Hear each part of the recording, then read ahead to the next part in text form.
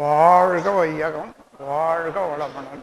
இறைநிலையோடு எண்ணத்தை இணைத்து கொள்ள ஏற்றதோர் தவப்பயிற்சியாகிய மௌன நோன்பு. மனிதனாக பிறந்து விட்டால் மனித தன்மையை முழுமையாக அறிய வேண்டும். அதைத்தான் நான் யார் என்ற கேள்வி எழுப்பி அறிந்தார்கள். மௌனமாக இருக்கும்போது எண்ணங்கள் நிற்பதில்லை. கருமையும் அத்தகைய இயக்க ஆற்றலுடையது.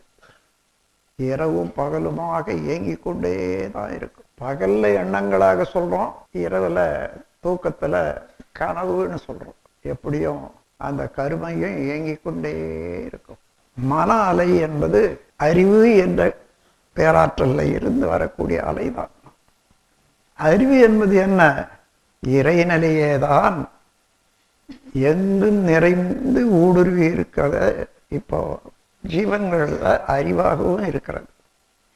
எல்லா இடத்துலையும் அறிவாக இருந்தாலும் அறிவினுடைய இயக்கம் முழுமை பெற்ற இடம் மனிதனுடைய உருவம்தான். ஆகையினால நம் அனுபவங்கள் எல்லாம் புலன்கள் மூலமாக வந்தாலும் அது மனம் என்ற அலை இயக்கத்தின் மூலமாக தான் உணர்றோம். அந்த அலைகள் சுருக்கப்பட்டு அப்படியே கருமையத்தில் வந்து சேருது.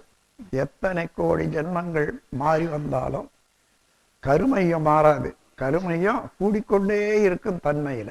மனிதனுடைய ஆற்றலை நீங்கள் பார்த்தால் இதுவரைக்கும் எண்ணிய எண்ணங்கள், அடைந்த அனுபவங்கள் அவ்வளவும் வெளியே வந்து கொண்டே இருக்கும். நீங்கள் சும்மா உட்கார்ந்து இருக்கீங்க, பாருங்க எத்தனை எண்ணங்கள் வருது. ஆனா மௌனத்துல இதை பயன்படுத்தி கொள்ள வேண்டியதுதான். இந்த எண்ணங்கள் எல்லாம் என்ன? என்னுடைய அனுபவங்கள், நான் செய்த செயல்களின் விளைவுகள், என்னுடைய வினைகள் என்றுதான் தெரியும். அப்போ நல்ல எண்ணங்களும் உண்டு, துன்பம் தரக்கூடிய எண்ணங்களும் உண்டு, அந்தந்த செய்கைகளுக்கு தக்கவாறு. இப்போ நல்ல எண்ணங்கள் வரும்போது உடல் முழுவதிலும் நல்ல வைப்ரேஷன், நல்ல அலை இயக்கம் இருக்கும். அதே போல மனமும் நல்லா இருக்கும். அந்த நேரத்தில் யாராயிரம் இங்கே வந்தாங்கன்னா அவங்கள பார்க்கணும், பேசணுன்ற ஆசையோடு இருக்கும் அவங்களுக்கு. ஆனால் தீய எண்ணங்கள் வரும்போது யாராயிலும் வந்து இருந்தாலும் எப்படா இந்த இடத்த விட்டு போக போகிறோன்னு இருக்கும். அதுலேயே தெரிந்து கொள்ளலாம் நல்ல எண்ணங்களுக்கு வேலை செய்கிற இடம். வாழ்க வளமுடன். மனவளக்கலை யோகா பயிற்சி